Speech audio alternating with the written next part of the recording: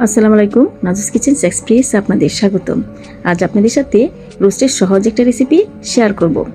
এই রেসিপিতে রোস্ট রান্না করলে এত টেস্টি যে বারবার এই রেসিপিতেই রোস্ট রান্না করতে চাইবেন। প্রথমে আমি রোস্টের পিসগুলোকে কাঁটা চামচ দিয়ে ফুটো করে নিয়েছি।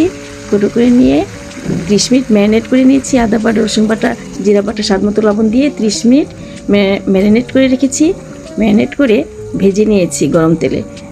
প্রায় 40% ভাজতে হবে, যেন মুরগির রোস্টগুলি ভাজাতেই 40% সিদ্ধ হয়ে যায়। তারপর আমি যে তেলে রোস্টগুলি ভেজেছিলাম ওই তেলেই আবার মশলা কষিয়ে ফেলেছি। যে কাজু বাদাম, কাঠবাদাম, পেঁয়াজ দিয়ে যে ব্লেন্ড করে মশলা তৈরি করেছি, এই মশলাটা আগে তেলে দিয়েছি। তারপর তেজপাতা, এলাচি, দারচিনি, লং, আদা বাটা, রসুন বাটা, জিরা বাটা, স্বাদ মতো লবণ দিয়ে আমি এখানে রাঁধুনি রোস্টের মশলাটা ব্যবহার করেছি। ব্যবহার করে মশলাটা ভালো করে কষিয়ে নিচ্ছি।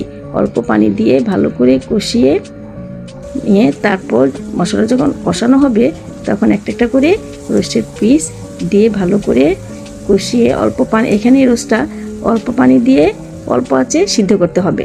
বেশি পানি দিলে রোস্টটা ততটা টেস্ট হয় না। আমি এক একটা রোস্টের পিস দিয়ে দিয়েছি, দিয়ে ঢেকে দিয়েছি। ঢেকে যখন বলক এসেছে তখন নেড়ে দিয়েছি। সাবধানে আস্তে আস্তে করে নাড়তে হবে যেন পিসগুলি ভেঙে না যায়।